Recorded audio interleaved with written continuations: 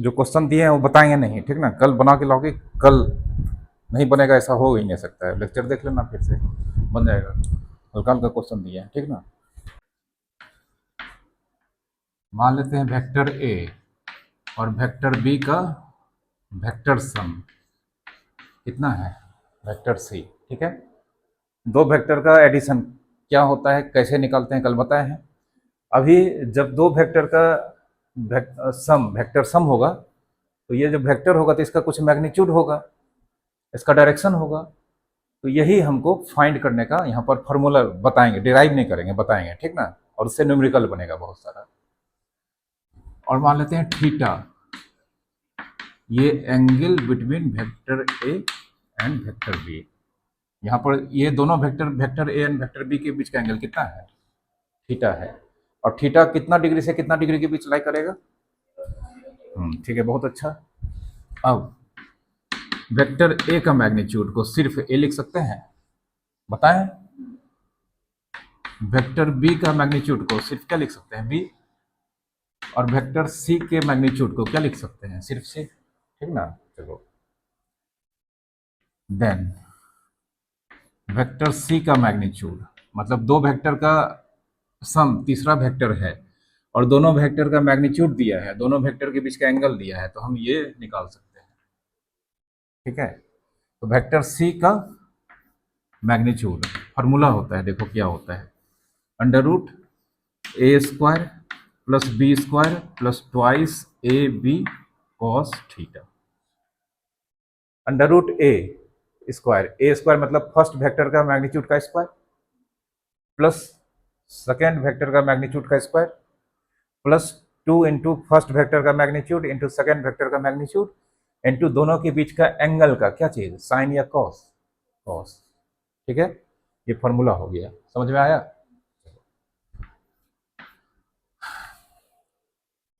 अब ये तो दो वेक्टर का सम जो वेक्टर है इसका ये क्या निकला, मैग्नीट्यूड। लेकिन सिर्फ इसका मैग्नीट्यूड से काम चलेगा, इसका डायरेक्शन भी चाहिए। तो किसी भी चीज का डायरेक्शन, अभी तक पढ़ा रहे थे ईस्ट वेस्ट ये सब बोलते थे, ठीक ना, लेकिन किसी भी वेक्टर का डायरेक्शन एंगल से भी बताया जा सकता है। तो अगर हम मान लो यहां पर ये फिगर बनाए, ये वेक्टर वेक्टर ए है, ये वेक्टर वेक्टर बी है, या ऐसे इसको पैरेललोग्राम से बनाते हैं तब ज्यादा अच्छा होगा।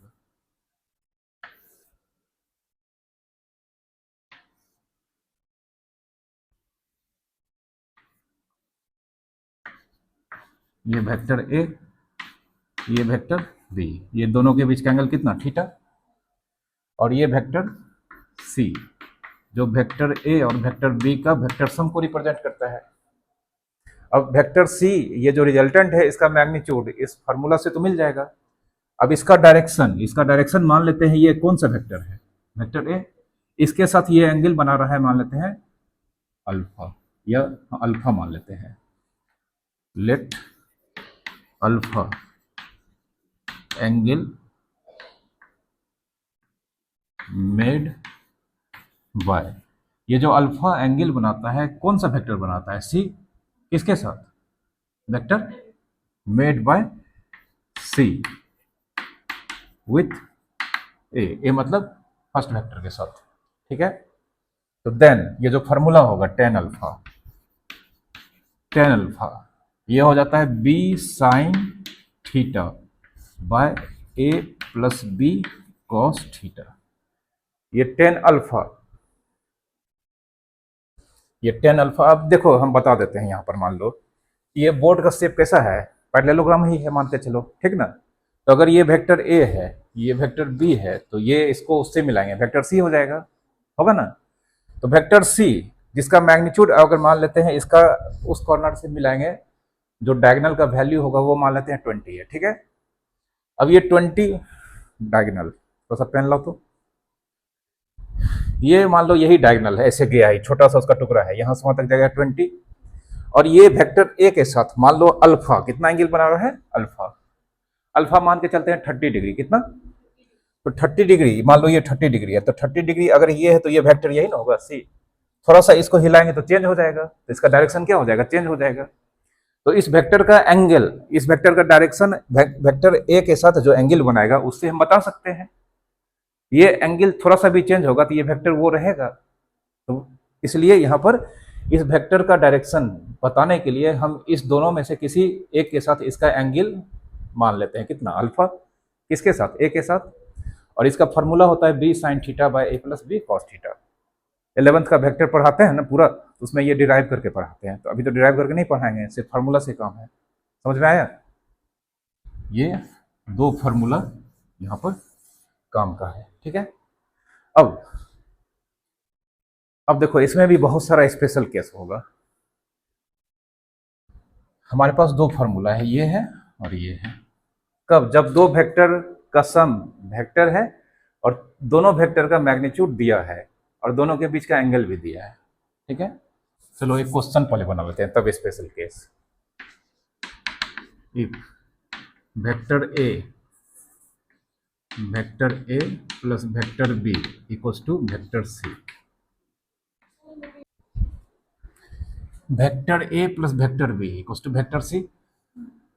वेक्टर ए का मैग्नीट्यूड मान लेते हैं 2, वेक्टर बी का मैग्नीट्यूड मान लेते हैं 3 और थीटा मान लेते हैं 60 डिग्री। कितना डिग्री?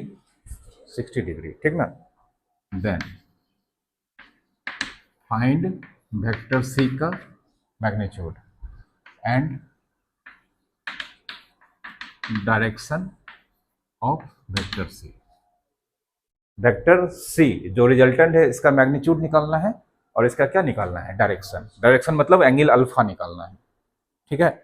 देखो बनाते हैं।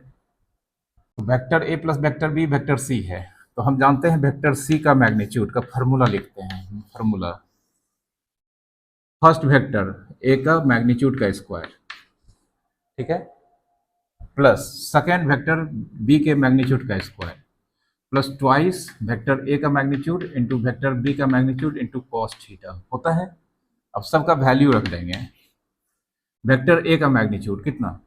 2 का स्क्वायर, ठीक है। वेक्टर बी का मैग्नीट्यूड कितना? 3 का square plus 2 into vector A का मैग्नीट्यूड कितना?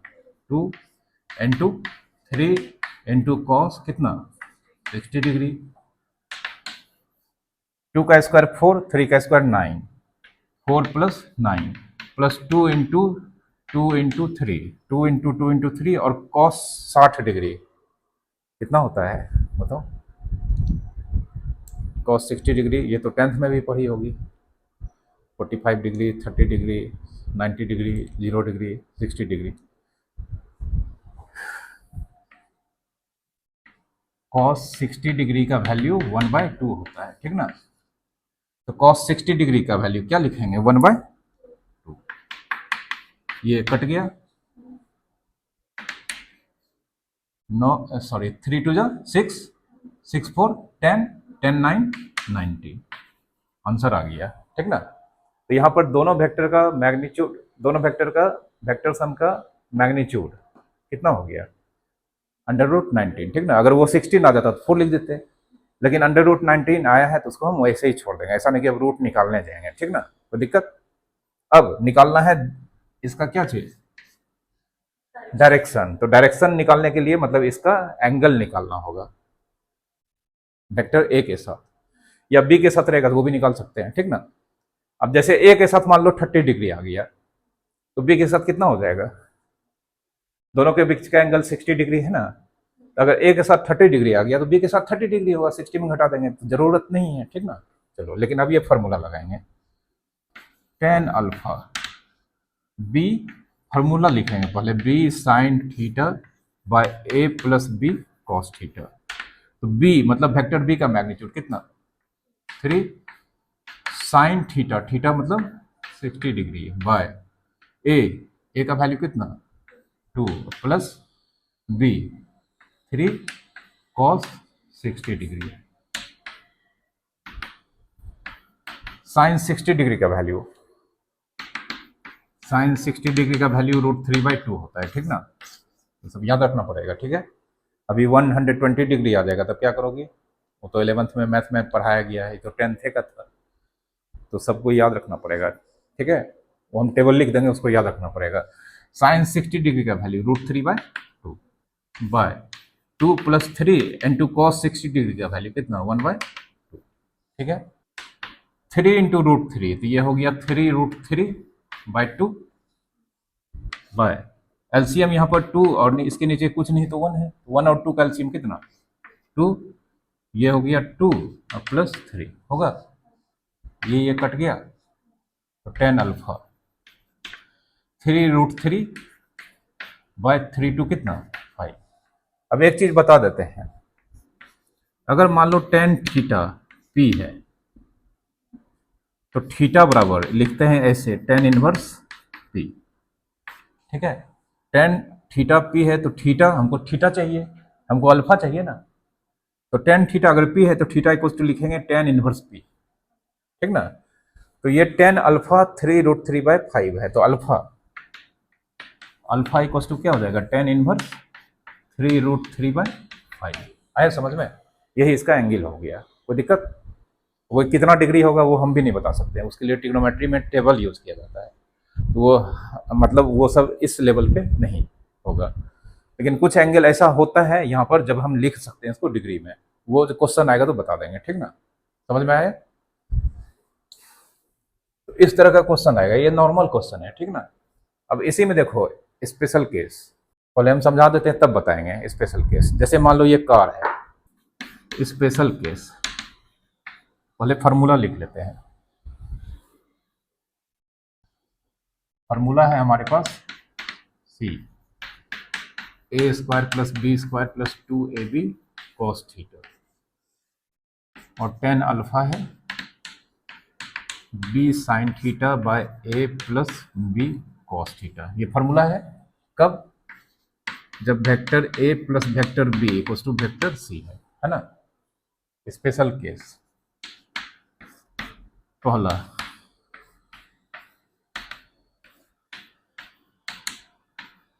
जब दोनों वेक्टर सेम डायरेक्शन में हो, क्या हो, जैसे अभी बताए थे दोनों फोर्स सेम डायरेक्शन में, ठीक ना, तो थीटा कल बताए हैं जब दो वेक्टर सेम डायरेक्शन में होगा थीटा कितना डिग्री,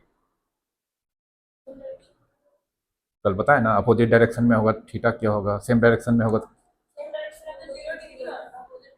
हाँ, तो यहाँ पर सेम डायरेक्शन में है थीटा कितना डिग्री 180 डिग्री, तो अपोजिट में ना रहे, और ऑर्थोगोनल होगा तो 90 डिग्री, सब बताएं कल। ठीक ना, तो सेम डायरेक्शन में है ये दोनों, थीटा कितना डिग्री, चलो अब इसमें थीटा की जगह पर कितना रखेंगे 0, और हम बताए थे अभी एक 100 न्यूटन था, दूसरा 1000 न्यूटन था, तुम लोग बोली थी दोनों का वेक्टर सम का रिजल्टेंट, दोनों का वेक्टर सम का जो मैग्नीट्यूड होगा वो 1100 न्यूटन होगा, मतलब a + b के बराबर होगा। यहाँ पर भी ये दोनों सेम डायरेक्शन में है, मतलब c का वैल्यू a का मैग्नीट्यूड + b का मैग्नीट्यूड आना चाहिए, देखो आएगा c बराबर वेक्टर a² का मैग्नीट्यूड b² का मैग्नीट्यूड 2ab cos 0 डिग्री लिख सकते हैं, cos थीटा की जगह पर cos 0 डिग्री। अब cos 0 डिग्री का वैल्यू बोलो कितना, तो यहाँ पर हो जाएगा a² + b² + 2ab × 1। ठीक है, 2ab × 1 2ab ही होगा, a² + b² + 2ab क्या होता है, होता है, तो हम इसको क्या लिख सकते हैं a + b का होल स्क्वायर लिख सकते हैं। अब बोलो होल स्क्वायर है बाहर आ जाएगा, नहीं तो बाहर आएगा तो क्या हो जाएगा a + b, तो तुम बोले थे ना a + b होगा, ठीक है, इसीलिए 100 + 11 10 1000 1100 हो गया था। ठीक ना, दूसरा एंगल रहेगा तो नहीं होगा। ठीक ना, तो यहाँ पर वेक्टर c का मैग्नीट्यूड a मतलब वेक्टर a का मैग्नीट्यूड प्लस वेक्टर b का मैग्नीट्यूड, समझ में आया। ठीक है, और इस बार इसका एंगल, ये जो c होगा इसका डायरेक्शन किसके डायरेक्शन में होगा, a के डायरेक्शन में, b के डायरेक्शन में या अदर डायरेक्शन में, 100 न्यूटन 1000 न्यूटन दोनों को हटा उसी डायरेक्शन में होगा, तो उसी डायरेक्शन में होगा मतलब अल्फा कितना डिग्री, ए के साथ एंगल बनाएगा नहीं बनाएगा, ऐसे हो जाएगा मतलब 0 डिग्री, अल्फा 0 होना चाहिए, देखो आएगा, इसमें रखते हैं 0 ही आएगा। ठीक ना, tan alpha B sine theta, sine theta, theta कितना है 0 degree, by A plus B cos 0 degree. B sine 0 degree का वैल्यू 0 होता है, by A plus B into cos 0 degree का वैल्यू 1 होता है, ठीक ना। बी इंटू 0 कितना 0, बाय ए प्लस बी, 0 को ए प्लस बी से डिवाइड करेंगे, आंसर क्या होगा 0, ठीक ना। तो इसका मतलब टेन अल्फा, यहां लिखते हैं tan alpha 0, tan alpha 0, tan alpha 0, ten कितना डिग्री 0 होता है, टेन 0 डिग्री 0 होता है, ठीक ना।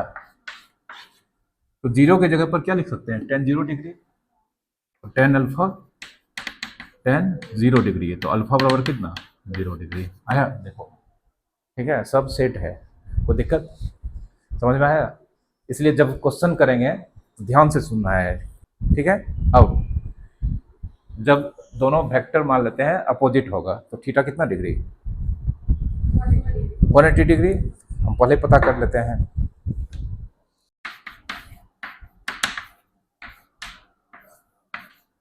ये वेक्टर ए है, ये वेक्टर बी है, तो थीटा इस बार कितना हो जाएगा 180 डिग्री, ठीक ना। तो इस बार सी डायरेक्ट लिख रहे हैं, सी का magnitude vector A minus vector B, या ऐसे लिखते हैं vector A minus vector B, vector A का मैग्नीट्यूड माइनस वेक्टर बी का मैग्नीट्यूड, इसका मॉड निकाल देंगे, ठीक ना।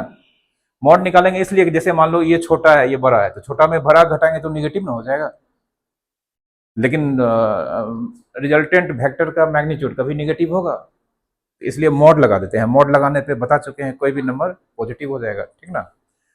और इस केस में अल्फा या सीधा direction, direction of vector C is in the direction of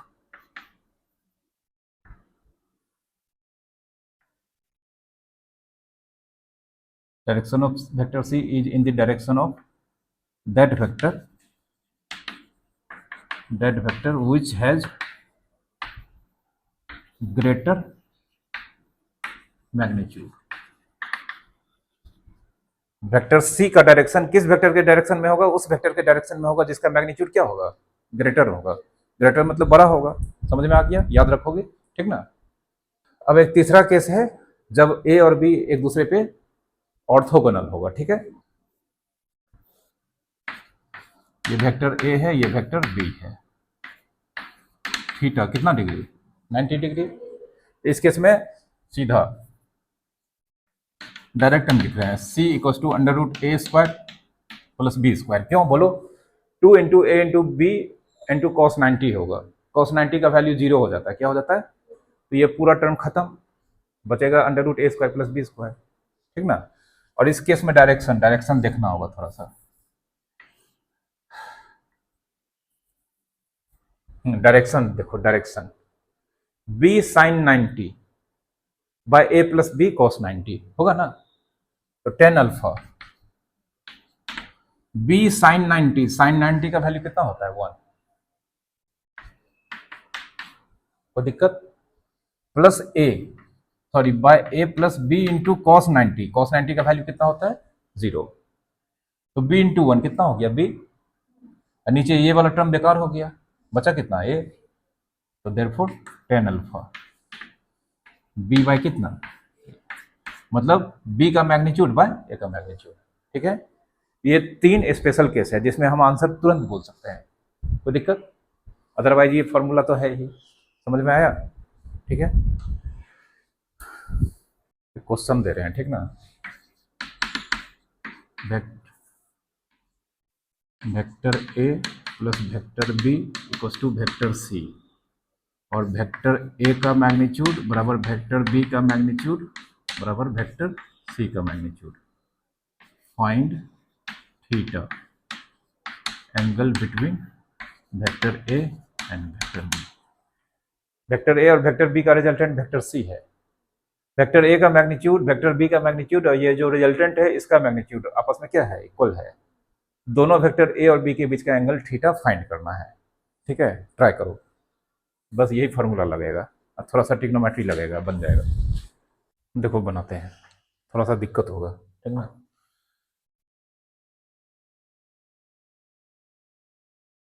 vector A का मैग्नीट्यूड, वेक्टर बी का मैग्नीट्यूड, वेक्टर सी का मैग्नीट्यूड है। मान लेते हैं ये तीनों का मैग्नीट्यूड पी है।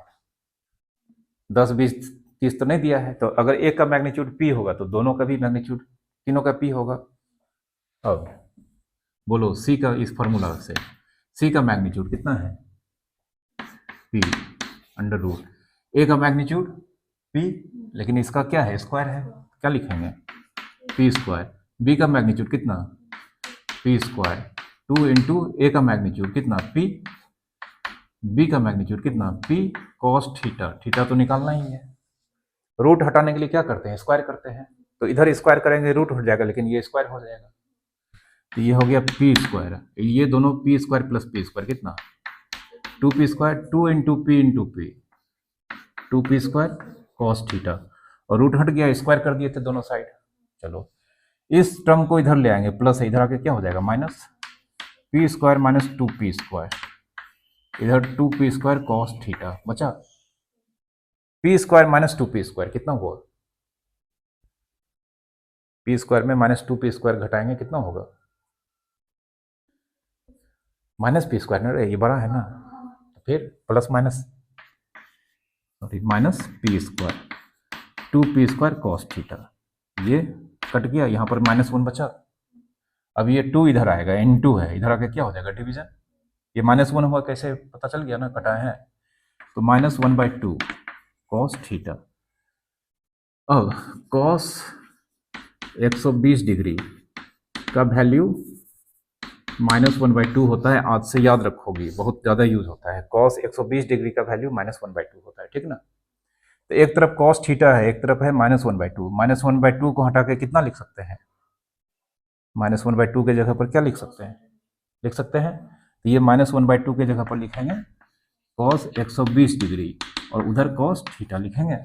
दोनों तरफ से कॉस कॉस हट जाएगा, तो थीटा इक्वल्स टू कितना, थीटा इक्वल्स टू 120 डिग्री। आए समझ में। तो सब चीज़ कर लेती, लेकिन यहाँ पर भी फंस जाती। फिर कॉस 120 डिग्री का वैल्यू मतलब मालूम होना चाहिए था, ठीक ना। कोई दिक्कत।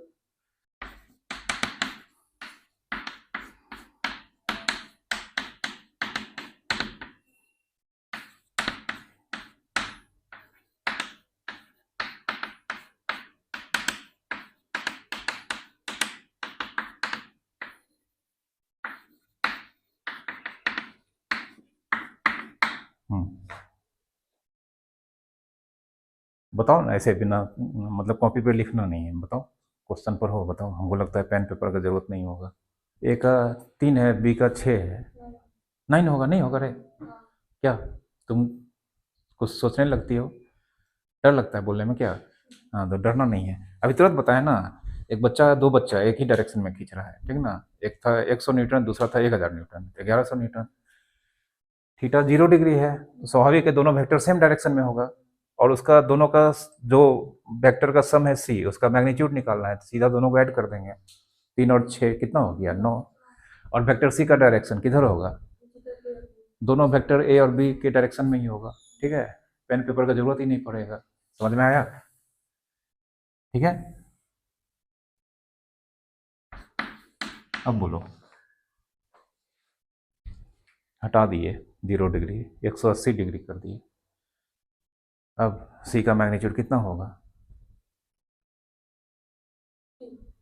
3 होगा। बड़ा में छोटा घटा देंगे, 6 में से 3। डायरेक्शन किधर होगा सी का, अपोजिट नहीं, किसके डायरेक्शन में होगा, होगा तो दोनों में से किसी एक ही के डायरेक्शन में। चूंकि इस बार बताए थे, लिखे थे थोड़ा देर पहले, बी के डायरेक्शन में होगा। नहीं, दोनों में से जो बड़ा होगा, मजबूत होगा, उसी के डायरेक्शन में होगा। तो इस दोनों में से किस वेक्टर का मैग्नीट्यूड ज़्यादा है, ठीक ना। ट्रग ऑफ वार वाला, रस्सी वाला गेम होता है ना, दो टीम।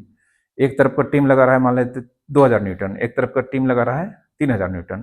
किधर वाला टीम जीतेगा, और रस्सी भी उधरे जाएगा, जाएगा ना। तो यहाँ भी तो वही हो रहा है, ठीक है।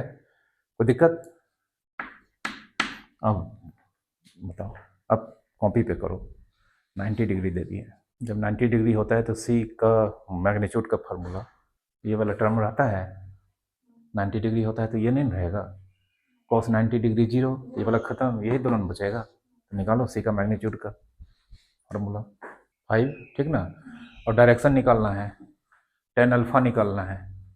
तो बताए थे इस केस में ये साइन 91 हो जाता है, कॉस 90 जीरो, तो ये वाला टर्म खत्म हो जाएगा और बी इंटू वन, तो tan alpha B by A, tan alpha निकालो बी बाय ए। डायरेक्शन इस बार टेन अल्फा फार्मूला की 90 डिग्री के केस में क्या होगा, टेन अल्फा बी बाय होगा ना, लिखा दिए पहले, तो टेन अल्फा लिखो, tan alpha equals to B by ए।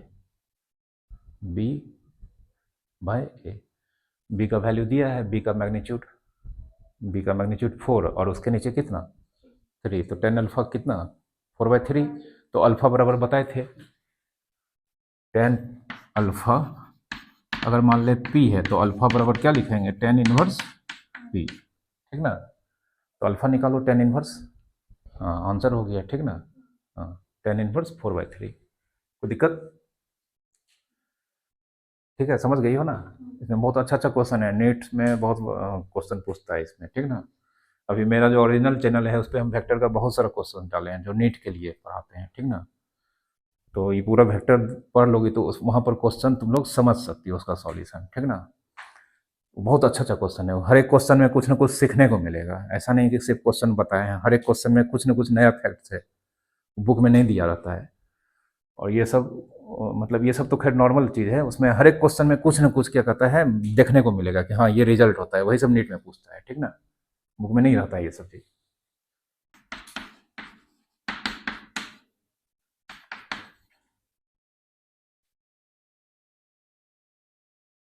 अच्छा ये क्वेश्चन, दो तीन क्वेश्चन और बता देते हैं,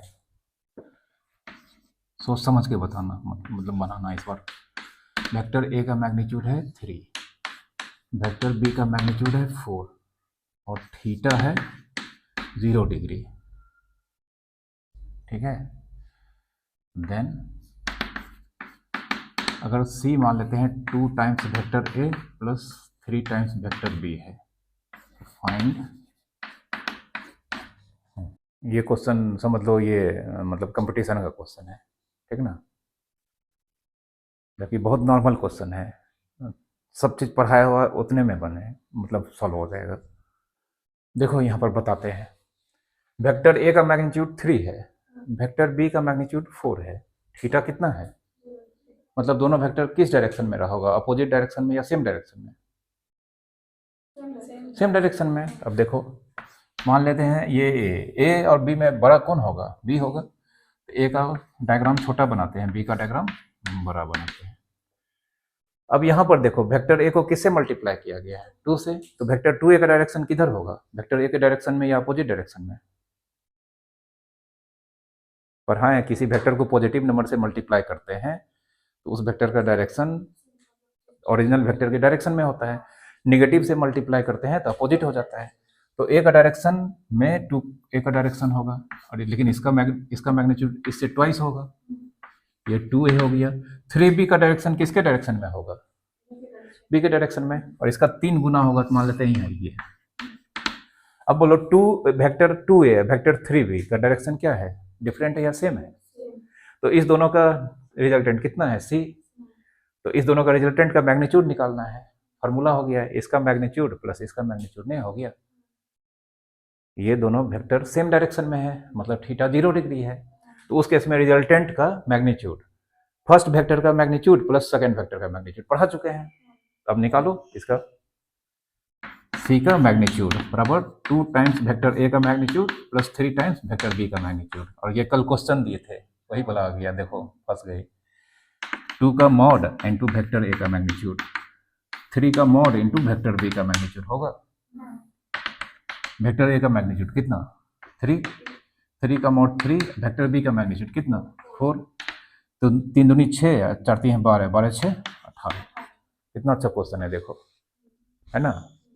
तब ये नंबर से हमको पता चल गया, ठीक है।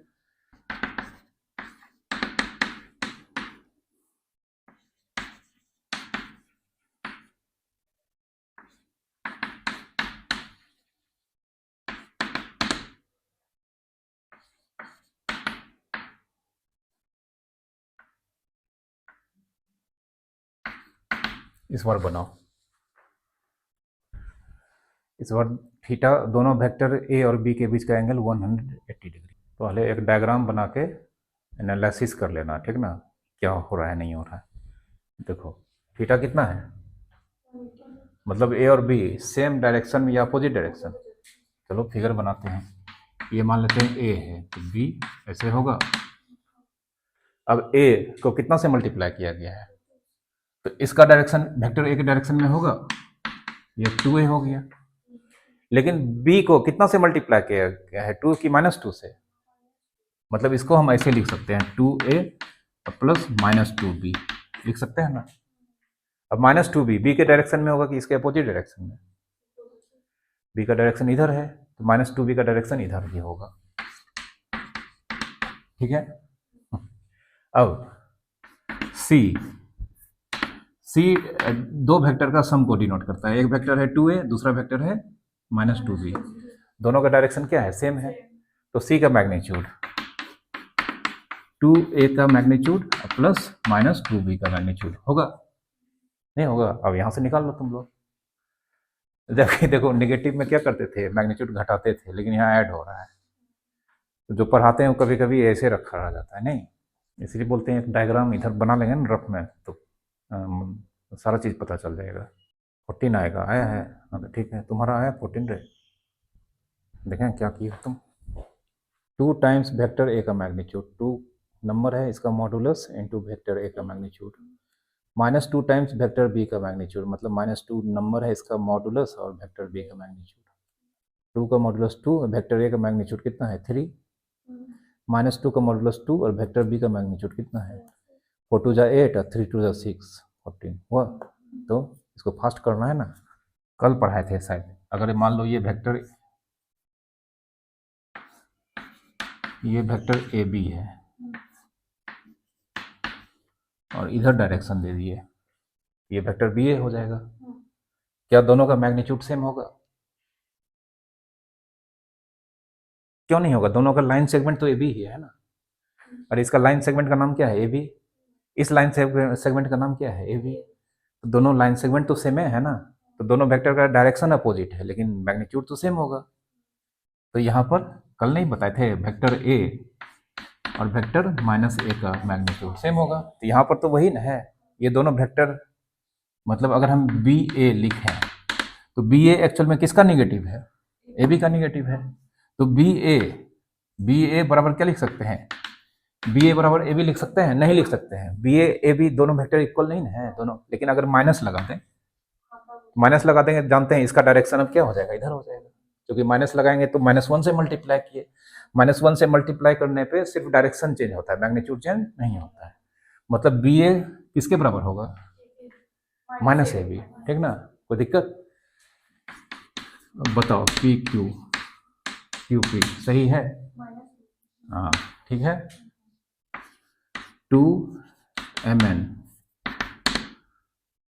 और 2nm सही है, हाँ किधरों माइनस लगा देंगे। देखो 2mn है, यहाँ भी वही लाइन सेगमेंट है, इधर भी 2 से मल्टीप्लाई, इधर भी 2 से मल्टीप्लाई, लेकिन देख सकते हैं दोनों वेक्टर अपोजिट डायरेक्शन में है, तो किसी एक तरफ माइनस लगाना होगा, सही हो गया, ठीक है।